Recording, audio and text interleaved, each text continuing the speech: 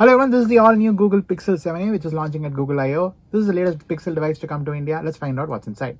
The Pixel 7a is the more affordable version of the Pixel 7. It is powered by the same Google Tensor G2 chip and the Titan M2 security chip found on the flagship. For the first time, we are seeing IP67 rating wireless charging, 90Hz display on the A series. Along with the phone, you get a Type-C charging cable, an OTG adapter, and a SIM pin as usual. The display is 6.1 inches and comes with Corning Gorilla Glass protection.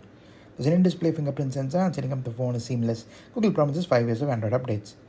The build quality feels improved with the metal frame, and the snow white color is similar to the one on the flagship, although the body is made of plastic. The camera is the main USP for Pixel devices, and the 7a has a 72% larger sensor than the 6a. The new 13MP ultra-wide camera lets you capture more, and night sight is faster too. There's 4K video recording on both the front and rear cameras. Long exposure has been added, and there is super S zoom up to 8x, which is impressive. Pixel 7a is launching at $39,999 with bank offers. Google has also launched walk-in support centers at 27 cities in India.